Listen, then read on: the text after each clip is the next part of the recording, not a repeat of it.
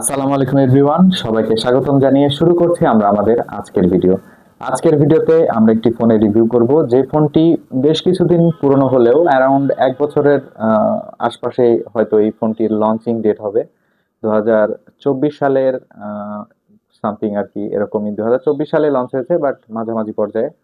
তো এই ফোনটি এখনো এই পর্যায়ে এসেও দুর্দান্ত পারফরমেন্স করছে। গেমিং পারফরমেন্স, ডিসপ্লে সেকশন এবং ক্যামেরা পারফরমেন্স খুবই অসাম দিচ্ছে। তো আমি নর্মালি একটি ফোন হুট করেই পারচেস করে তার রিভিউ দিতে পারি না, কিন্তু এই ফোনটি আমার সেকেন্ডারি ফোন হিসেবে আমি অনেকদিন ইউজ করেছি এবং আমার সেই ইউজার এক্সপিরিয়েন্স, যে গেমিং পারফরমেন্স কেমন, ফোনটির ওভারঅল কোনো হিটিং ইস্যু আছে কিনা, বা ব্যাটারি পারফরমেন্স বা ব্যাকআপ কেমন পাচ্ছি, ডিসপ্লের কোয়ালিটি কেমন, ক্যামেরাতে ছবি কেমন হচ্ছে, ভিডিও কেমন হচ্ছে, এটি দিয়ে কন্টেন্ট ক্রিয়েটর যারা আছেন তারা কোনো ধরনের কন্টেন্ট ক্রিয়েশন বা ভিডিও তৈরি করতে পারবেন কিনা, সেই সম্পূর্ণ বিষয় এবং সম্পূর্ণ উত্তরগুলো থাকবে আমার আজকের ভিডিওতে। তো সবাই মনোযোগ দিয়ে ভিডিওটি দেখবেন এবং সম্পূর্ণ দেখার অনুরোধ থাকছে। আর যারা চ্যানেলে নতুন, অবশ্যই চ্যানেলটি সাবস্ক্রাইব করে বেল আইকন প্রেস করে দিবেন। তো বেশি কথা না বলে চলুন সরাসরি মেন ভিডিওতে জাম্প করা যাক।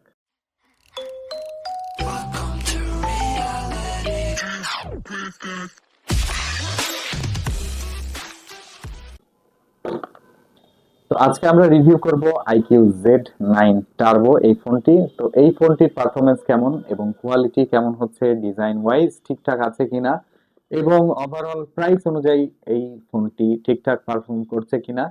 সবাই আগে জানতে ইচ্ছা করে যে প্রাইসটা কত। এই ফোনটির প্রাইস এখন 30,000-এর আশপাশেই পাওয়া যাচ্ছে, কিন্তু যখন ফার্স্ট টাইম লঞ্চ হয় তখন কিন্তু 36, 38, ইভেন 39,000, 40,000 পর্যন্ত এটার প্রাইস ছিল। বাট এখন কিন্তু মোটামুটি 30,000 টাকার আশপাশে এই ফোনটি পেয়ে যাবেন। তো 30,000 টাকার আশপাশের প্রাইস রেঞ্জ হিসেব করে এই ফোনটি কেমন হবে সেই বিষয়ে কথা বলবো। তো আমাদের হাতে যে ডিভাইসটি এসেছে, এই ডিভাইসটা হচ্ছে ব্ল্যাক কালারের। এর আরো দুইটি কালার আছে, অর্থাৎ আরো দুইটি বোন রয়েছে। বোন বলছি কেন, ওই দুইটি সাদা ডিজাইন রয়েছে, একটি মিল্ক হোয়াইট এবং একটি নর্মাল হোয়াইট কালার। তো ফোনের কোম্পানির গুলোর এখনকার কালারের নাম আসলে একটু বিদঘুটে টাইপেরই দিন দিন হয়ে যাচ্ছে। আপনি দেখলে বুঝতে পারবেন, এক একজন এক একটা কালারের এক এক রকম নাম বের করে সেই নামটা দিচ্ছে প্যাটার্নশিপ নেওয়ার জন্য। বাট আসলে আমার কাছে কালো মানে কালো, সাদা মানে সাদা, অত আসলে ভেরিয়েন্ট বা অত কিছু বোঝার কিছু নাই। আর আমাদের হাতের ইউনিটটি হচ্ছে 12 256 জিবি। এর আরো কয়েকটা ভেরিয়েন্ট হয়, সেটি হচ্ছে 12 512 জিবি হয়। আর আমাদের হাতেরটা 12 256 জিবি। তো প্রথমেই যদি ফোনটি নিয়ে কথা বলি, ফোনটি হাতে নিয়ে যথেষ্ট একটা প্রিমিয়াম ফিল দেয়, কিন্তু ফোনটির ওজন বেশ ভালো। কেননা যেহেতু ফোনটিতে ইউজ করা হয়েছে 6,000 অ্যাম্পিয়ারের massive battery, but wait balance ঠিকঠাক আছে, অর্থাৎ উপর এবং নিচের ওয়েট সমানভাবে রাখা হয়েছে। যার কারণে ফোনটা হাতে নিয়ে কিন্তু বাল্কি কোনো ফিল আসে না, বা অতিরিক্ত ওয়েট হলেও এই ফোনটা কিন্তু খুব একটা ওয়েট মনে হয় না। বেশ হ্যান্ডি একটি ফোন।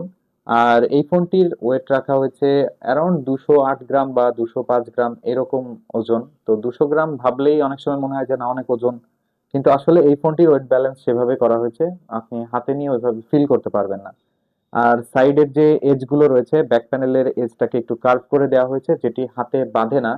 আর ফ্রন্টেও ফ্ল্যাট ডিসপ্লে রাখা হয়েছে, কিন্তু ফ্রন্টের, আচ্ছা, ফ্রন্টে ফ্ল্যাট রাখা হয়েছে, সাইড দিয়ে যে ব্যাজেল রয়েছে সেটি প্লাস্টিক ফ্রেম, প্লাস্টিক বিল্ড, কিন্তু হাতে নিয়ে বেশ প্রিমিয়াম ফিল হয়। ফোনটির ওপরের দিকে যদি খেয়াল করি তাহলে একটি সেকেন্ডারি নয়েজ ক্যান্সেলিং মাইক রয়েছে, এবং এই পাশে আরেকটি আয়ার ব্লাস্টার সেন্সর রয়েছে, এবং ডান পাশে রাখা হয়েছে ভলিউম রাখার, এবং তার নিচে রয়েছে পাওয়ার বাটন। আর নিচের দিকে রয়েছে আপনার স্টেরিও স্পিকারের, অর্থাৎ প্রাইমারি স্পিকার, তারপর রয়েছে ইউএসবি টাইপ সি পোর্ট এবং মাইক্রোফোন পোর্ট, তারপর রয়েছে সাথে আপনারা দুইটি ন্যানো সিম ইউজ করতে পারবেন। আর ফোনের একদম লেফট সাইড, ফোনের লেফট সাইড একদম ফ্রেশ রাখা হয়েছে, এখানে কোনো কিছুই নেই। আর যদি ব্যাক সাইডে আসি তাহলে ডুয়েল ক্যামেরা সেটআপ রয়েছে, এবং তার পাশে ছোট্ট করে ওআইএস মেনশন করা রয়েছে, এবং তার পাশে এলইডি ফ্ল্যাশ রয়েছে। তো ফ্ল্যাশটা দেখে মনে হচ্ছে কিন্তু ডুয়েল টোন ফ্ল্যাশ। তো একটি সাদা এবং একটি একটু রেডিশ টাইপ, যেটা ছবি তোলার জন্য বেশ ভালো কাজ করে। যারা ফোন দিয়ে ফটোগ্রাফি করেন তারা অলরেডি জানেন এই জিনিসটা বা এই ফিচারটা কতটা উপকারী। আর তার নিচে আইকিউ এর ব্র্যান্ডিং করা রয়েছে। আর তাছাড়া ওভারঅল এই ফোনটিতে রয়েছে 6.78 ইঞ্চের একটি সুপার অ্যামোলেড প্যানেল, এবং এই প্যানেলটা রয়েছে 1 বিলিয়ন কালার সাপোর্টেড একটি প্যানেল, যাতে রয়েছে 450 নিট পিক ব্রাইটনেস, যেটি আউটডোরে দেখতে আমাদের কোনো অসুবিধা হয়নি এবং ইনডোরে তো অবশ্যই ভালো পারফরমেন্স দিচ্ছে এবং ডিসপ্লেটা যথেষ্ট ক্লিয়ার অ্যান্ড ক্রিপস আর যথেষ্ট ভাইব্রেন্ট, যার কারণে আপনাদের দেখতে আর একটু বেশি ভালো লাগবে। সবুজ এবং লাল রংগুলোকে একটু বুস্ট আপ করে দেয়, তো কালারগুলো দেখতে বেশ ভালো লাগে। মিডিয়া কনজাম্পশন যে এক্সপিরিয়েন্স সেটি খুবই ভালো পেয়েছি। আর এই ফোনটি হচ্ছে 89.2% স্ক্রিন টু বডি রেশিও। তো মোটামুটি যদি খেয়াল করেন, চিন বেজেল খুব একটা বেশি নেই, নিচের দিকে এবং উপরের দিকে অল্প একটু থাকলেও সাইড দিয়ে একদমই কম, তো যেটি খুবই ভালো। এবং ডিসপ্লেতে যে পাঁচ হোল কাট আউট রয়েছে সেটিও বেশ ছোট রাখা হয়েছে, তো এটিও দেখতে কিন্তু ভালোই লাগছে, তো খুব একটা প্রবলেম হওয়ার কথা না। আর এখানে ডিসপ্লেতে তারা ইউজ করেছে অপটিক্যাল ইন ডিসপ্লে ফিঙ্গারপ্রিন্ট, যার স্পিড বেশ অ্যাকুরেট এবং বেশ ভালো লেগেছে আমার কাছে। বা কোনো মিসম্যাচ হয় না বা কোনো ধরনের মিস্টেক আমি খেয়াল করিনি। আর এছাড়া মোটামুটি আমার কাছে ডিজাইনের কথা যদি বলি, ক্যামেরা চারপাশ দিয়ে একটি রিং দেওয়া হয়েছে যেটি সিলভার কালারের। তো এটা বেশ ভালোই লাগছে হাতে নিয়ে, যদি আপনি রাইট আলোর মধ্যে কোথাও যান তাহলে লাইট রিফ্লেক্ট করে এবং বেশ ভালোই লাগছে দেখতে ডিজাইনটা। তো ডিজাইনের কথা বললে আমার কাছে এখানে 10-এ মোটামুটি 8 পাবে এরকম। আর যদি এই ফোনটির ওভারঅল ওয়েটের কথা বলি, ওয়েট ব্যালেন্স বলেন বা এই ফোনটির হ্যান্ডস ফিল বলেন, তাহলে বেশ ভালো। হ্যান্ডস ফিল যথেষ্ট স্মুথ। তো এবার আসি এর ডিউরেবিলিটির কথায়। তো ডিউরেবিলিটির কথা বলার আগে বলে নেই, এই ডিসপ্লেটা কিন্তু তারা এখানে ইউজ করেছে 144 হার্জ রিফ্রেশ রেটের একটি ডিসপ্লে, তো যেটা যথেষ্ট ফাস্ট এবং অ্যাকুরেটলি টাচ রেসপন্স দিচ্ছে। তো আমি বলবো যে এই প্রাইস সেগমেন্টে বেশ ভালো একটি ডিসপ্লে তারা এখানে দিয়েছে। এবং এখন পর্যন্ত এই মডেলটির কিন্তু কোনো গ্রিন লাইন ইস্যু বা ওই ধরনের ডিসপ্লে ইস্যুর রিপোর্ট এখনো পাইনি সেভাবে। দুই একটা ইউনিটে পড়তেই পারে, সেটা আলাদা হিসাব, বাট বেশিরভাগ ক্ষেত্রে আমি এটা দেখিনি। এবং আমাদের ইউনিটটি কিন্তু লাস্ট যখন লঞ্চ হয় তখন থেকে এখন পর্যন্ত ইউজ করা হচ্ছে, এখনো পর্যন্ত এরকমই আছে, ফ্রেশ আছে। তো আমরা কাছ থেকে দেখিয়ে দিচ্ছি যাতে আপনাদের সুবিধা হয় যে এতদিন ইউজ করার পরেও কোনো ধরনের ক্র্যাশ ডেন্ট কোনো কিছু পড়েছে কিনা এবং ডিউরেবল কতটুকু। তো ডিউরেবিলিটির কথা আসলে সবার ফার্স্ট যে কথাটা বলতে হয়, এই ফোনটির স্ক্রিনে তারা কি ধরনের প্রোটেকশন ইউজ করেছে সেটা কোথাও উল্লেখ করা নাই, বাট আমাদের যতটুকু মনে হয়েছে মোটামুটি লেভেলের প্রোটেকশন তারা অবশ্যই দিয়ে দিয়েছে, কারণ এই মুহূর্তে এসে এই ফোনটি ডিউরেবিলিটির দিক থেকে কিন্তু বেশ ভালো সুনাম অর্জন করেছে এবং আমাদের হাত থেকেও কিন্তু অ্যাক্সিডেন্টলি বেশ কয়েকবার পড়ে গিয়েছিল। তো অটোমেটিক ড্রপ টেস্ট যদিও হয়ে গেছে, তারপরে বলবো যে এই ফোনটি ইউজ করার সময় অবশ্যই একটি স্ক্রিন গার্ড ইউজ করতে এবং কাভার সহ ইউজ করবেন, কারণ একটি দুর্ঘটনা সারা জীবনের কান্না। প্ল্যাটফর্ম হিসেবে এই ফোনটি অ্যান্ড্রয়েড 14 এর সাথে কিন্তু এসেছে, কিন্তু এই মুহূর্তে এটিতে অ্যান্ড্রয়েড 15 চলছে, অর্থাৎ 15-এর আপডেট এসেছে। তারা এই ডিভাইসটিতে প্রমিস করেছে 3 বছরের অ্যান্ড্রয়েড আপডেট দেবে এবং 5 বছরের সিকিউরিটি আপডেট দেবে, তো সেহেতু কোনো ভয় নাই, আগামী বছরও এর আপডেট পাওয়া যাবে। অর্থাৎ অ্যান্ড্রয়েড 15 এবং 16 এবং 17 তিনটা আপডেট এই ডিভাইসটিতে পাচ্ছেন, সেহেতু এই ডিভাইসটা এখনো কিন্তু ইউজেবল। আর আমার যতটুকু মনে হচ্ছে, যেহেতু 5 বছরের সিকিউরিটি আপডেট পাবেন, তো ফোনটি 5 বছর পর্যন্ত ইউজ করার মতন থাকবে। বাট কতটুকু যাবে ইলেকট্রনিক প্রোডাক্ট বলা মুশকিল। এই ডিভাইসটি র্যাম হিসেবে আছে 12 জিবি DDR5 এবং এখানে স্টোরেজ হিসেবে 256 জিবি 4.0 UFS স্টোরেজ ইউজ করা হয়েছে, যার কারণে পারফরমেন্স কিন্তু আরেকটু বুস্ট আপ হয়েছে। এবং গেমিং পারফরমেন্স আমরা জানি স্টোরেজ এবং জিপিইউ দুইটার উপরে ডিপেন্ড করে। তো জিপিইউ হিসেবে এই ডিভাইসটিতে ইউজ করা হয়েছে Adreno 735, যার গেমিং পারফরমেন্স খুবই দুর্দান্ত। এবং এই ফোনটিতে আমরা বেশ কয়েকটি গেম খেলে দেখেছি, এখানে কোনো ধরনের থ্রটল বা ল্যাগের দেখা পাইনি। বাট অতিরিক্ত বেশি হাই কোয়ালিটির যে গেমগুলো রয়েছে, যেমন জেনশেং ইম্প্যাক্ট এই জাতীয় গেমগুলো খেললে কিছুটা হিট লক্ষ্য করেছি ব্যাক পোর্শনে, বাট সেটি এক্সেসিভ কিছু না, অর্থাৎ হাতে সহ্য হওয়ার মতন, বা খুব বেশি হিটিং ইস্যু কিন্তু এখানে হয় না। এবং পারফরমেন্স ড্রপ করাও সেরকম একটু দেখিনি, বাট কিছুটা থ্রটল ওই সময় করে যদি অনেক সময় ধরে গেমিং করা হয় তাহলে। বাট ওভারঅল গেমিং পারফরমেন্স খুবই ভালো পেয়েছি। যদি পাবজি ফ্রি ফায়ারের মতন অপটিমাইজ গেমগুলো খেলে থাকেন তাহলে এখান থেকে ডিসেন্ট একটি পারফরমেন্স আপনারা পাবেন। এবং যেহেতু এর হাই রিফ্রেশ রেট ডিসপ্লে রয়েছে এবং এখানে 5G সবগুলো ব্যান্ড দেওয়া হয়েছে, সেহেতু নেটওয়ার্ক রিসিপশন এবং এখানকার ওয়াইফাই 6 টেকনোলজির মাধ্যমে যে ওয়াইফাই কনজাম করে সেটি স্পিড এবং ফিডব্যাক খুব ভালো দিতে পারে। তো ওভারঅল যারা গেমিং এর জন্য ডিভাইসটা নিতে যাচ্ছেন তারা অনায়াসে নিতে পারেন, গেমিং এর জন্য ডিভাইসটা খারাপ হবে না, দুর্দান্ত পারফর্ম করেছে আমাদের এক্সপেরিমেন্টে। এবং এতদিন যাওয়ার পরেও এখনো কিন্তু কোনো ধরনের ল্যাগ বা গ্লিচারি কোনো কিছু ফিল করিনি আমরা। এখনো সেই ফাস্ট যেরকম ছিল এখনো ওই রকমই ফাস্ট আছে। তো আপনারা গেমিং এর জন্য যদি নিতে চান নিতে পারেন, ওভারঅল কোনো সমস্যা হওয়ার কথা না। তো এই ফোনটিতে প্রসেসর হিসেবে রয়েছে স্ন্যাপড্রাগন 8s জেন 3, যেটি 4nm এ বিল্ড করা একটি চিপসেট, এবং এই চিপসেটটার পারফরমেন্স খুবই ভালো এবং ব্যাটারি কনজাম্পশন রেট কিন্তু খুবই কম। অর্থাৎ প্রসেসরটা কিন্তু ব্যাটারি কম কনজাম্পশন করে, এবং ক্যামেরার জন্য কিন্তু এই প্রসেসরটি বেশ ভালো। যেহেতু ক্যামেরার কথা আসলাম সেহেতু আমরা ক্যামেরা সেগমেন্টে নেক্সটে যাব যে এই ফোনটির ক্যামেরা কেমন। তবে তার আগে একটি কথা বলে নিই, এই প্রসেসরে কিন্তু কোনো ধরনের হিটিং ইস্যু আমি লক্ষ্য করিনি, অর্থাৎ বেশ স্টেবল এবং অপটিমাইজড মনে হয়েছে। এবং এই প্রসেসর যদি আপনারা গেমিং এর জন্য নিতে চান অবশ্যই ভালো হবে, কারণ এটি একটি গেমিং প্রসেসর। তো বন্ধুরা, এবার কথা বলবো এই ফোনটির আরো একটি আকর্ষণীয় দিক, সেটি হচ্ছে এই ফোনের ক্যামেরা। এই ফোনের প্রাইমারি ক্যামেরা হিসেবে ইউজ করা হয়েছে 50 মেগাপিক্সেলের সনি লেন্স, এবং আলট্রা ওয়াইড হিসেবে ইউজ করা হয়েছে 8 মেগাপিক্সেলের একটি আলট্রা ওয়াইড লেন্স। তো যাদের পারফরমেন্স দুর্দান্ত লেগেছে, ডে লাইট কন্ডিশনে খুবই ভালো ছবি তুলতে পারে, এবং কালার অ্যাকুরেসি বেশ ভালো ছিল, বাট সবুজ এবং লাল কালার সহ যে ভাইব্রেন্ট কালার গুলো রয়েছে সেগুলোকে একটু বুস্ট আপ করে শো করে। তো এটি এই ফোনের ডিসপ্লের কারণে হতে পারে, অন্য ফোনে নিয়ে দেখেছি সেখানেও কালার গুলো বেশ পাঞ্চি লেগেছে। তো যারা সোশ্যাল মিডিয়ার জন্য আর কি ছবি তুলতে চান তাদের জন্য বেশ ভালো একটি ক্যামেরা। রেয়ার ক্যামেরা দিয়ে আপনারা ভিডিও করতে পারবেন 4K 60 fps পর্যন্ত, এবং ফ্রন্ট ক্যামেরায় পেয়ে যাচ্ছেন আপনারা 16 মেগাপিক্সেলের একটি সেন্সর, যেটি দিয়ে সেলফি ওভারঅল খুবই ভালো সেলফি আমরা তুলেছি, এবং এই ফোনটি দিয়ে বেশ কয়েকটা লাইট কন্ডিশনে আমরা সেলফি তুলেছি এবং ছবি তুলেছি, রেয়ার ক্যামেরা দিয়ে ভিডিও করেছি। সেই স্যাম্পল গুলো আমি দিয়ে দিব, যাতে স্যাম্পল গুলো দেখে আপনাদের ডিসিশন নিতে আরো সুবিধা হয়। নর্মাল ফটো মোডে একটা ছবি আগে নেব,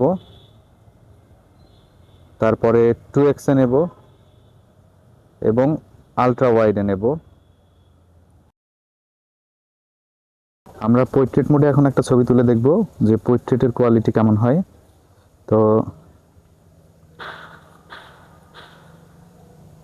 কোয়ালিটি কেমন, আমি হাঁটছি এবং আমার হাতে ফোন রয়েছে, তো কতটুকু স্টেবল ফুটেজ দিচ্ছে আপনারা দেখলে বুঝতে পারবেন। ভিডিও চলন ভিডিও চলন্ত অবস্থায় জুম ইন জুম আউট করে দেখলাম। তো আমরা এখানেও হাঁটবো।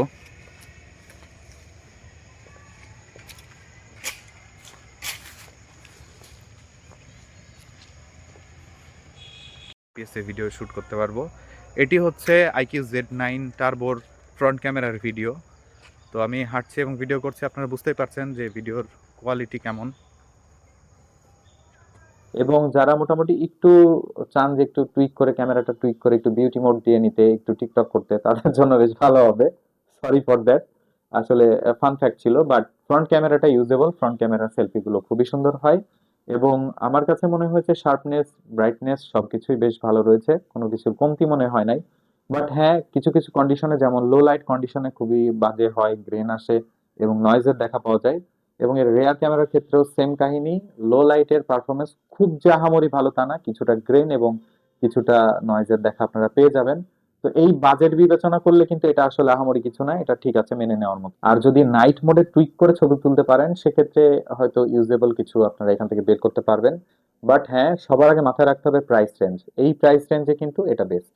আর যদি দামের হিসাব 30,000-এর আশপাশে আসে তাহলে এখনো পর্যন্ত এটা বাদ, এটার এখনো বিট করার মতন বেশ কম ডিভাইস রয়েছে। সাউন্ড সিস্টেম হিসেবে এই ফোনটিতে তারা আসলে কোনো কিছু মেনশন করে নাই কি ইউজ করা হয়েছে, কিন্তু এখানে ডলবি সাপোর্ট রয়েছে এবং স্টেরিও স্পিকার ইউজ করেছে, যার সাউন্ড আমার কাছে বেশ ডিসেন্ট মনে হয়েছে। খুব বেশি অতিরিক্ত লাউড না, আবার একবারে কমও না, অর্থাৎ যতটুকু দরকার ততটুকুই তারা এখানে টিউনিং করেছে, এবং সাউন্ড যথেষ্ট ক্লিয়ার ছিল।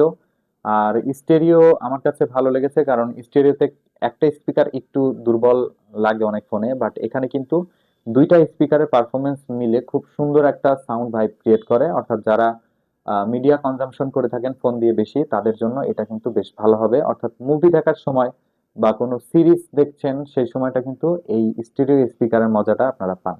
তো এখানে সেই মজাটা পাচ্ছেন, এখান থেকে আপনাকে বঞ্চিত করা হয় নাই। আর আরো একটি ফিচার্স রয়েছে, সেটি হচ্ছে আইআর ব্লাস্টার।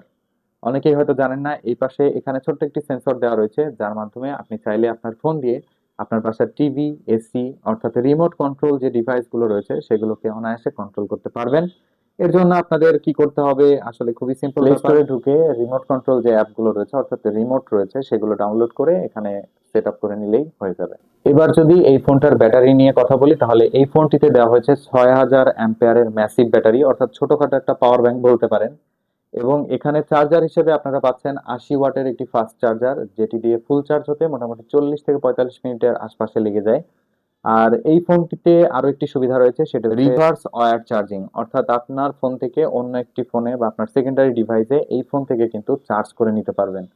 অর্থাৎ কোথাও ট্যুরে গেছেন, আপনার বন্ধুর ফোনের চার্জ শেষ হয়ে গেছে, আপনার ফোন থেকে চাইলে আপনি ওর ফোনে কিছুটা চার্জ দিয়ে দিতে পারবেন। তো এটা খুবই ভালো ফিচার্স এবং আমার কাছে বেশ ভালো মনে হয়েছে। কিন্তু যে ব্যাপারটা আসলে দেয় নাই সেটা ওয়্যারলেস চার্জারের সাপোর্ট এখানে পাচ্ছেন না। আর এছাড়া ওভারঅল আর সেরকম কোনো ড্রব্যাক দেখছি না। এবং এই ফোনটি ফুল চার্জে মোটামুটি যারা আমার মতন হ্যাভি ইউজার রয়েছেন তাদেরকেও ফুল একদিন সাপোর্ট দিয়ে দিবে। আর যারা একটু হালকা ফুলকা ইউজ করেন, অল্প একটু সোশ্যাল মিডিয়া করলেন, কিছুটা ছবি তুললেন বা হালকা পালকা গেম খেললেন, তাদের মোটামুটি 1.5 থেকে 2 দিন অনায়াসে চলে যাবে। অর্থাৎ একদিন ফুল চালাবেন, পরের দিন দুপুরে বা রাতে গিয়ে আবার চার্জ করা লাগতে পারে।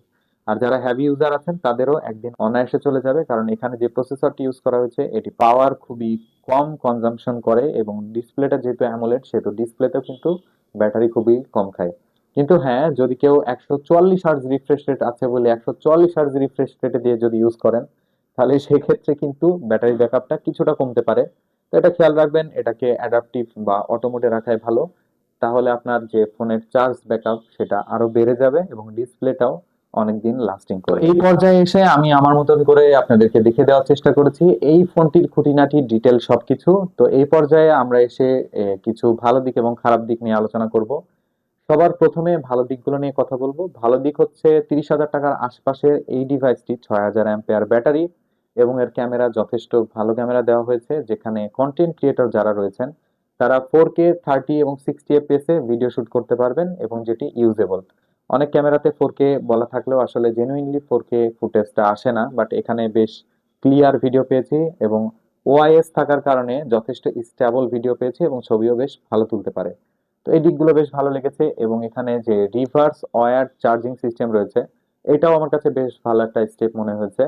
আর এছাড়া এই বাজেট রেঞ্জে বাদ বাকি সবকিছুই ভালো লেগেছে। এবার যে জিনিসগুলো থাকলে হয়তো আর একটু ভালো হতো বা ভালো লাগেনি সেই ব্যাপারগুলো নিয়ে কথা বলবো।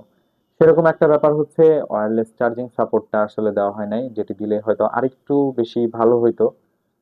দিন শেষে আমরা বাঙালি ফ্রি পাইলে আলকাতরা খাই, সেখানে এটিতে একটি ফোন, এখানে আরো ফিচার্স আমরা দাবি করবো, এটাই স্বাভাবিক।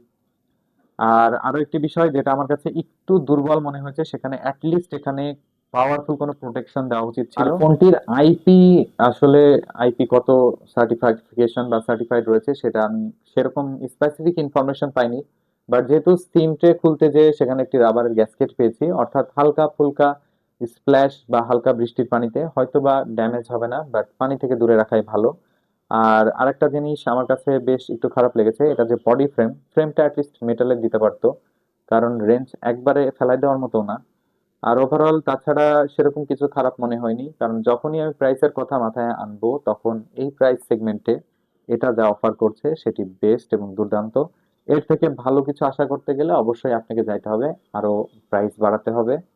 তো যারা মোটামুটি চাচ্ছেন অ্যারাউন্ড 30,000 টাকার আশপাশে একটা অল স্কোয়ার অলরাউন্ডার ফোন নিতে, তাদের জন্য এই ফোনটি কেনা বেস্ট হবে, তারা এই ফোনটি এখনই পারচেস করতে পারেন। আর যাদের কাছে মনে হয় যে না আরো বেশি দরকার, আরো বেশি কিছু চাচ্ছেন, যে ক্যামেরাতে আরো কয়েকটা জিনিস থাকবে, এই ক্যামেরাতে কিন্তু এক্সট্রা কোনো লেন্স বা এক্সট্রা কোনো নাম্বার গেম খেলা হয় না, দুইটাই লেন্স দিয়েছে রেয়ার সাইডে এবং দুইটাই কিন্তু কাজের জিনিস। আর ফ্রন্ট ক্যামেরাতে দিয়েছে 16 মেগাপিক্সেল, এটাও খারাপ না, এটাও বেশ ভালো পারফর্ম করছে। তো এখন ঘটনা হচ্ছে যারা এর থেকেও বেশি কিছু চাইবেন যে না আমার gaming performance hard and core হইতে হবে, তারপরে আমার ফোনটা ফ্ল্যাগশিপ লেভেলের হইতে হবে, পেছনে আরো 2-4টা ক্যামেরা লাগবে বা 3 ক্যামেরা দরকার, তারা অন্য কোনো ব্র্যান্ডের দিকে যেতে পারেন, তাদের জন্য এই ফোনটি না। বাট যারা মোটামুটি 30,000 টাকার মধ্যে gaming, display, camera, processing unit সবকিছু মিলায় এবং ব্যাটারি ব্যাকআপ মিলায় একটা প্যাকেজ চাচ্ছেন, তাদের জন্য এই ফোনটি বেস্ট। তো আশা করি আপনারা বুঝতে পেরেছেন যে এই ফোনটি কারা কিনবেন কারা কিনবেন না, কাদের জন্য মূলত ফোনটি উপযুক্ত হবে এবং কারা এটিকে স্কিপ করে যেতে পারেন। তো ভিডিওটি কেমন লেগেছে অবশ্যই কমেন্ট সেকশনে কমেন্ট করে জানাবেন। ভালো লাগলে অবশ্যই একটি লাইক দিবেন এবং আপনার মতামত কিন্তু আমার কাছে অনেক ইম্পর্টেন্ট। তো আপনার মতামতটি জানাবেন এবং আমি সবার কমেন্ট পড়ি। যদি বিশ্বাস না হয় কমেন্ট সেকশনে কমেন্ট করেই দেখতে পারেন। আর সামনে আমরা বেশ কিছু গিভ অ্যাওয়ে নিয়ে আসার চিন্তা ভাবনা করছি, তো এখন থেকে চ্যানেলে বেশি বেশি ইন্টারঅ্যাক্ট করুন, বেশি বেশি ভিডিও দেখুন, কমেন্ট করুন, লাইক করুন। বলা যায় না আপনার কপালে কিন্তু গিভ অ্যাওয়ের প্রাইসটা থাকতে পারে। তো বন্ধুরা, দেখা হচ্ছে নেক্সট নতুন কোনো ভিডিওতে নতুন কোনো গ্যাজেট আইটেম নিয়ে। সেই পর্যন্ত সবাই ভালো থাকুন, সুস্থ থাকুন। আল্লাহ হাফেজ। এটি হচ্ছে IQ Z